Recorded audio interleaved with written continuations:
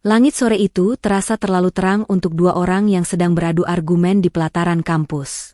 Dina, aku sudah bilang, data penelitiannya nggak valid kalau kamu asal comot dari internet. Suara Arya tegas, nada logis dan serius seperti biasa. Dina mendengus sambil menatap layar laptopnya. Loh, aku udah cek berulang kali kok. Lagian, hasilnya nggak jauh beda. Nggak usah kaku banget, deh. Arya menatapnya, setengah kesal, setengah bingung bagaimana bisa perempuan berhijab pastel itu punya keberanian berdebat sepanjang ini. Tapi kalau kamu terus begini, nilai kelompok kita bisa jeblok. Kalau kamu terus nyuruh orang ikutin cara kamu, bisa-bisa nggak ada yang mau sekelompok sama kamu lagi. Balas Dina, lipat tangan di dada. Teman-teman di sekitar mereka sudah tertawa menahan geli. Mereka sudah hafal. Kalau dua orang ini satu ruangan, jangan harap suasana tenang. Tidak bisa satu kelompok tanpa menimbulkan suara gaduh. Arya yang terkenal mahasiswa paling cerdas dan aktif di kampus Fakultas Ekonomi Islam, dan Dina, si mahasiswi ceroboh yang sering remedial, bagaikan tikus dan kucing. Tidak bisa akur. Tapi entah kenapa semesta selalu membuat keduanya bersinggungan. Namun hari itu, takdir mulai menulis kisah yang tak mereka duga. Arya bukan lelaki yang percaya pada cinta instan, apalagi perjodohan. Dia tidak pernah berpikir untuk menikah muda. Hidupnya terlalu teratur. Kuliah, organisasi, mengajar les, dan sesekali ikut seminar. Ia berpikir, pernikahan baru pantas setelah karir mapan. Tapi malam itu, ibunya memanggilnya pulang lebih awal. Nak, ada yang mau ibu bicarakan. Penting, katanya lembut. Begitu Arya masuk ruang tamu, dua orang tamu sudah duduk rapi. Yang Arya ketahui adalah sahabat ibunya. Dari cara ibunya menatap, Arya sudah tahu ini bukan kunjungan biasa. Mereka membicarakan tentang anak perempuan yang ingin dijodohkan. Orang tua Arya setuju karena keluarga itu syalih, terpandang, dan anaknya dinilai baik. Arya terdiam lama. Ia tidak menolak, tapi juga tidak langsung menerima. Ia meminta waktu. Beberapa hari kemudian, ia diminta datang bersilaturahmi ke rumah calon gadis itu. Dan ketika pintu rumah terbuka, dunia seperti berhenti berputar. Di hadapannya berdiri gadis dengan kerudung biru muda, wajahnya tak asing. Dina. Mereka sama-sama terpaku. Dina nyaris menjatuhkan nampan berisi minuman. Kamu? Suaranya tercekat. Arya menelan ludah. Ini nggak mungkin. Namun orang tua mereka tersenyum bahagia di belakang. Mereka tidak tahu betapa dua anak muda ini lebih sering beradu argumen daripada saling sapa. Malam setelah pertemuan itu, keduanya sama-sama menolak keras. Dina menangis di kamar, memohon pada orang tuanya agar dibatalkan. Aku nggak bisa, ayah. Dia itu musuhku di kampus. Sementara di rumah lain, Arya berdebat dengan ibunya. Bu, aku nggak mungkin hidup bareng orang yang tiap minggu bikin aku naik darah. Namun kedua orang tua mereka tetap lembut menasihati, bahwa pernikahan bukan sekadar tentang perasaan, tapi tentang keberkahan dan ketaatan. Akhirnya, dengan hati yang berat, keduanya menyerah pada restu keluarga. Bukan karena yakin, tapi karena tidak ingin mengecewakan mereka yang paling dicintai. Dan begitulah, setelah melalui proses panjang, restu orang tua, dan istiharah yang meyakinkan hati, Arya dan Dina akhirnya menikah. Tidak ada drama cinta. Hanya dua orang yang berusaha ikhlas menerima takdir. Hari pertama setelah akad, suasana rumah mungil mereka di pinggir kota terasa seperti kelas ujian, tegang dan hening. Arya sibuk mengatur buku-buku di rak. Dina di dapur, mengamati panci seperti benda asing. Mereka bicara seperlunya, itu pun dengan jeda panjang. Jadi, kamu suka kopi atau teh? Tanya Dina hati-hati. Kopi, tapi nggak manis. Jawab Arya tanpa menoleh. Dina mendengus pelan. Nggak manis? Cocok, sih. Arya menoleh. Kenapa? Nggak manis kayak orangnya. Arya menatap, lalu menghela napas sambil menahan senyum. Aku anggap itu pujian, ya. Dina pura-pura sibuk. Dalam hati ia geli, tapi juga kikuk. Ini bukan sekadar hidup bersama orang yang baru dikenal, ini hidup bersama musuh bebuyutannya. Beberapa hari berlalu. Mereka saling menjaga jarak. Saat sarapan, hanya suara sendok dan gelas. Saat malam, masing-masing di kamar kerja. Namun di antara semua keheningan itu, perlahan mulai tumbuh kebiasaan kecil. Dina menyeduhkan teh, Arya menyalakan lampu ruang tamu untuknya yang takut gelap. Keduanya belum sadar, perhatian kecil itu sedang menyiapkan lahan bagi benih cinta. Meskipun sudah menikah, kehidupan di kampus tak serta-merta berubah. Mereka masih mahasiswa, dan tetap harus bertemu dalam kelas, rapat, atau diskusi. Teman-teman mereka bahkan heran. Sudah suami istri, tapi masih saja berdebat di kelas. Saat rapat organisasi, Dina mengusulkan ide kegiatan sosial dengan konsep sederhana. Arya langsung mengernyit. Konsepnya terlalu umum. Harus ada data survei. Dina memutar bola mata. Data lagi, data lagi. Kadang kamu harus percaya intuisi, tahu nggak? Arya menatapnya datar. Intuisi itu bagus buat milih warna baju, bukan buat laporan akademik. Ya ampun, Arya. Suasana rapat pun pecah oleh tawa. Meski saling kesal, sebenarnya keduanya mulai menikmati perdebatan itu. Ada rasa yang aneh tapi menenangkan di setiap pertemuan. Suatu malam, Dina duduk sendirian di meja belajar. Tugas kuliah tentang ekonomi syariah menumpuk, dan pikirannya buntu. Ia hampir menangis karena angka-angka itu tak juga masuk akal. Arya lewat, lalu berhenti di belakangnya. Kamu masih ngerjain tugas itu? Dina menoleh cepat. Kamu jangan mulai, ya? Aku udah stres. Arya tersenyum kecil, lalu duduk di sampingnya. Aku nggak mulai apa-apa. Cuma mau bantu. Ia mengambil pena dan mulai menulis di kertas kosong. Langkah demi langkah dijelaskan pelan, nadanya tenang, sabar. Dina memperhatikan wajahnya dari samping. Untuk pertama kalinya, ia tidak melihat kesombongan di sana, melainkan ketulusan.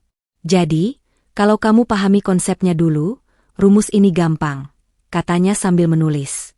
Gampang buat kamu, sahut Dina pelan. Arya meliriknya. Kalau kamu terus bilang susah, otakmu nggak akan mau diajak kerjasama. Dina cemberut. Kamu bisa banget, sih, nyebelin tapi benar. Arya tertawa kecil. Malam itu, tidak ada debat. Hanya dua hati yang diam-diam mulai terbiasa berdampingan. Sore itu hujan deras mengguyur kampus. Dina berdiri di depan gerbang, menatap jalanan yang becek. Ia tidak membawa payung. Lalu ada mobil hitam berhenti di dekatnya. Jendela terbuka. Arya menatap dari dalam. Satu alis terangkat. Mobil Arya berhenti di tepi jalan. Ia menurunkan kaca. Ayo, masuk. Kamu bisa masuk angin. Dina menatapnya ragu. Aku bisa naik ojek. Mau basah kuyup? Atau mau aku ajak pulang? Arya mengangkat alis. Dina menghela napas, lalu masuk ke mobil. Kamu menang. Arya menahan tawa, lalu membuka pintu. Ayo masuk. Sebelum kamu tumbuh lumut di sini. Dalam mobil, hening. Hanya suara hujan dan wiper yang bergesek. Dina mencuri pandang. Ada sesuatu di wajah Arya yang berbeda. Tenang, teduh, dan hangat. Tiba-tiba Arya berkata pelan, kamu tahu, kadang aku bersyukur kamu ada. Dina terkejut dengan perkataan Arya. Serius. Soalnya kalau nggak ada kamu, hidupku mungkin terlalu sunyi. Dina pura-pura melihat keluar jendela, tapi pipinya memanas. Lalu Dina berkata pelan, kamu kenapa selalu bantu aku, padahal aku sering nyebelin. Arya melirik sekilas, lalu tersenyum. Kamu istriku. Kalau aku nggak bantu, siapa lagi? Dina terdiam. Kata, istriku, itu entah kenapa membuat dadanya hangat. Malam itu, Arya terbangun. Ia melihat Dina tertidur di sofa dengan buku di dada. Lampu masih menyala. Ia menutup buku itu, mematikan lampu, lalu menatap wajah istrinya yang tenang. Ia berdoa dalam hati, ya Allah, lembutkan hatiku untuk menerima dan mencintai wanita ini karena MU. Jika engkau menumbuhkan rasa di antara kami, jadikan ia rahmat, bukan ujian. Ia tahu, cinta tidak tumbuh dalam semalam. Tapi doa adalah awal dari segalanya. Ia tak tahu, Dina ternyata mendengar lirih suara doanya di antara lelap. Air matanya menetes tanpa sadar. Malam itu, cinta mulai tumbuh dalam diam dan doa. Hari-hari berikutnya berubah perlahan. Dina mulai rajin belajar, Arya lebih banyak tersenyum. Mereka salat berjamaah di rumah, dan sesekali makan malam sambil bercanda ringan. Suatu pagi, Dina menyiapkan sarapan. Roti bakar gosong di salah satu sisinya. Arya menatap.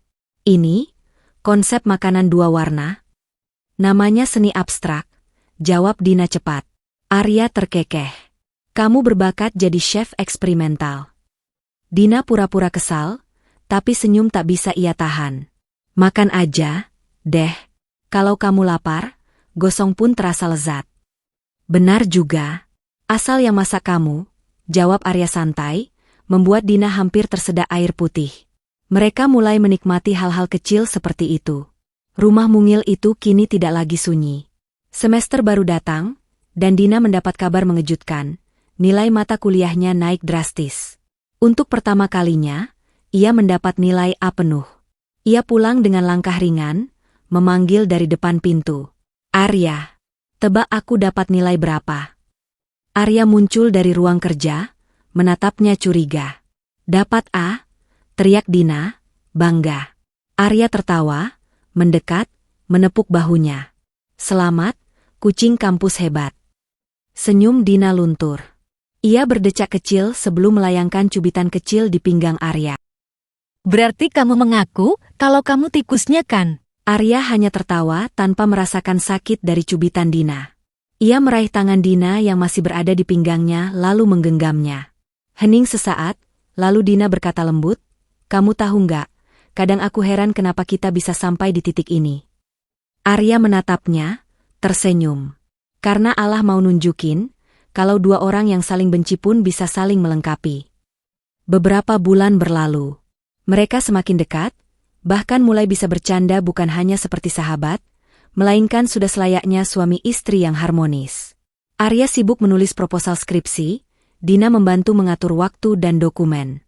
Suatu pagi, Dina merasa mual. Ia kira hanya masuk angin. Tapi rasa itu terus datang. Setelah beberapa hari, ia memutuskan membeli test pack tanpa memberitahu Arya. Ketika dua garis merah muncul di alat kecil itu, tangannya bergetar. Air mata menetes tanpa sadar. Ia tertawa dan menangis bersamaan. Malamnya, ketika Arya pulang dari kampus, Dina menyambutnya di ruang tamu dengan wajah canggung. Ada apa? Kok senyum-senyum? Tanya Arya sambil menaruh tas. Dina menyodorkan test pack itu tanpa kata. Arya menatap, lalu memandang wajah istrinya. Dua garis? Dua garis, jawab Dina pelan, matanya berkaca-kaca. Kita bakal punya anak, Arya. Beberapa detik sunyi. Lalu Arya menatapnya, tersenyum lebar. Ia memeluk Dina dengan hati-hati. Alhamdulillah, akhirnya Allah percayakan amanah ini ke kita. Dina tertawa di pelukannya. Padahal dulu kita bahkan gak tahan lihat muka satu sama lain. Arya mengusap rambutnya lembut. Lihat sekarang, malah gak bisa jauh. Mereka tertawa bersama, diiringi rasa haru yang hangat. Waktu berjalan cepat. Rumah kecil itu kini lebih ramai. Di meja ruang tamu, tergeletak buku-buku persiapan menjadi orang tua baru, sementara Dina duduk di sofa dengan perut yang mulai membulat, membaca sambil sesekali mengelus lembut. Arya duduk di sampingnya, menyiapkan camilan dan air putih. Kalau anak kita nanti mirip kamu, aku harus siap debat tiap hari, katanya menggoda. Dina terkekeh. Kalau mirip kamu, bisa-bisa semua orang di rumah ini hidup harus pakai jadwal dan data-data valid. Arya pura-pura menghela napas berat. Berarti kita harus punya dua anak. Satu mirip kamu, satu mirip aku. Biar seimbang. Siap, Pak dosen kampus, jawab Dina geli. Mereka tertawa. Di luar, azan maghrib berkumandang. Dina menatap Arya dengan senyum penuh syukur. Ia tahu, cinta yang tumbuh di antara mereka bukan hasil kebetulan. Itu hasil dari sabar, doa, dan keikhlasan menerima takdir. Dalam hati ia berbisik, Ya Allah, terima kasih karena telah menjadikan kami saling melengkapi. Dulu kami seperti tikus dan kucing, tapi Engkau ubah menjadi pasangan yang saling mengasihi. Dan di bawah langit senja yang lembut, dua hati yang dulu berjarak kini sepenuhnya bersatu, bukan karena perjodohan, bukan karena paksaan, tapi karena cinta yang tumbuh perlahan dan diberkahi.